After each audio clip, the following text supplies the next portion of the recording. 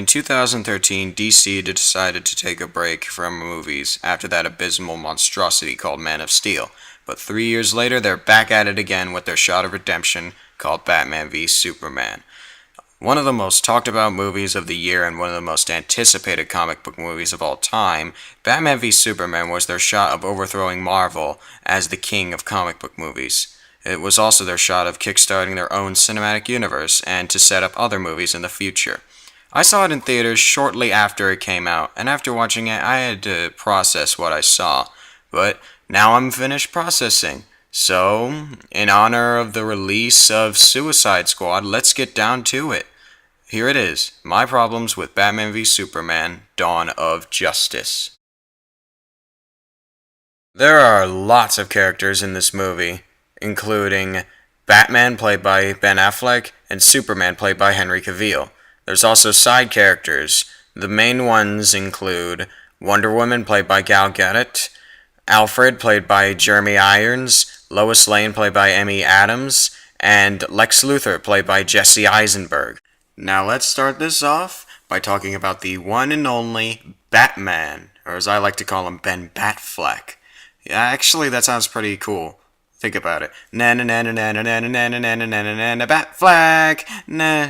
Yeah, I saw the '60s Batman earlier with like Adam West, and I can't stop thinking about this one scene where he tells Robin to fetch the shark repellent bat spray because his leg was being gnawed on by like a shark or something. Ah, the '60s. Now where was I? Oh yeah, Ben Affleck's Batman. To be honest, Ben Affleck didn't do that bad of a job portraying him. We're talking about the same person whose first movie was Good Will Hunting. Granted, he isn't as good as Christian Bale's Batman, but Affleck did a really good job portraying the Caped Crusader. He was dark, he was gritty, he was serious. But the problem is, he was always that way, even without the mask on.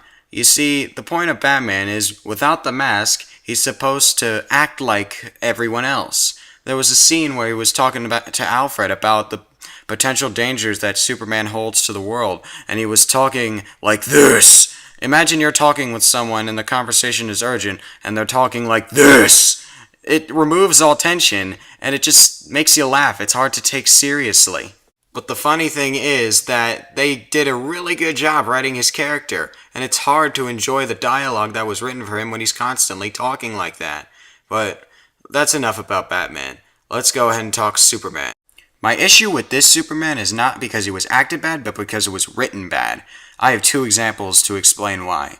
The first reason is that Batman has a good reason of why he wants to fight Superman. It's because he's afraid of Superman's capability, and that one day he will eventually snap and kill millions of people. But there's no real reason presented of why Superman would want to fight Batman.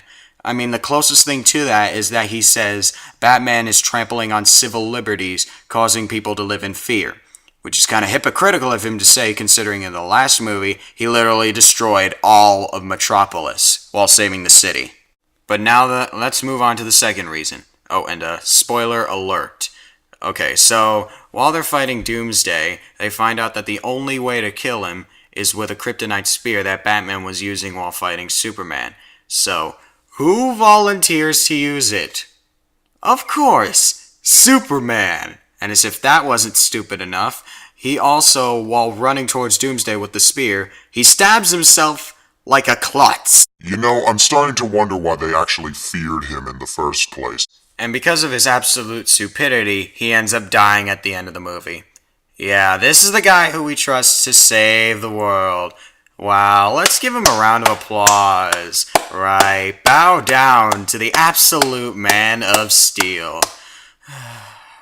What am I doing with my life? But I'll give him this. He's not the worst character in the entire movie. That title goes to Jesse Eisenberg's Lex Luthor. This is an example of how not to do a comic book villain.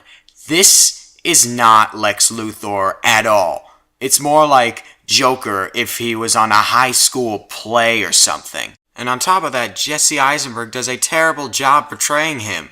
In the comics, Lex Luthor is a cunning businessman who will do anything to get his way, even kill. But in the movie, He behaves like a whiny teenager. I could go on all day about how bad this performance is. There are so many things wrong with it that they're worthy of a video itself. But to prevent this video from being any longer than it should be, let's just move on. For a movie called Batman v Superman, you'd think that the plot would be simple. Batman v Superman, right? Well, you're wrong. Batman v Superman actually has very little Batman v Superman in it.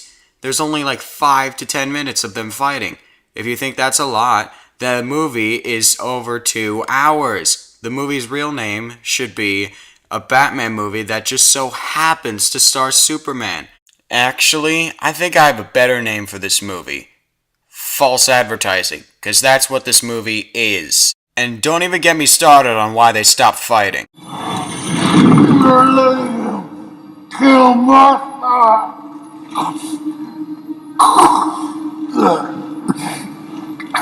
What does that mean? They literally stopped fighting because their moms have the same name. What does that mean? My thoughts exactly. And for what little they have of Batman and Superman actually fighting, they make up for it by very bad pacing. They just keep on setting up the next film. In fact, I think I know the story of the next film more than I do this film. And I think I know what the next film is going to do. It's going to set up the film after. And the film after is going to set up the film afterwards. You know, you get the picture. It's Inception. Who thought this was a good idea? Seriously, it's not.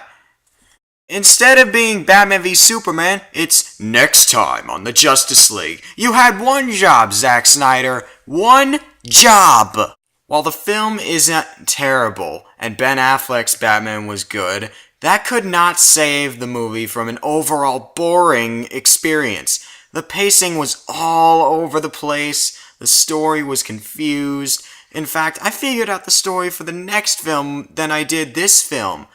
The direction was faulty thanks to Zack Snyder. This film was a challenge to sit through. It was a huge disappointment, and it was nothing like it was promising to be. Batman v Superman: Dawn of Justice, on the scale, is bad. So what do you think of the movie? Do you love it or do you hate it? Leave a comment below. And don't forget to like, share this video to your friends, and subscribe to my channel. And as always, I will see you next time with a new video.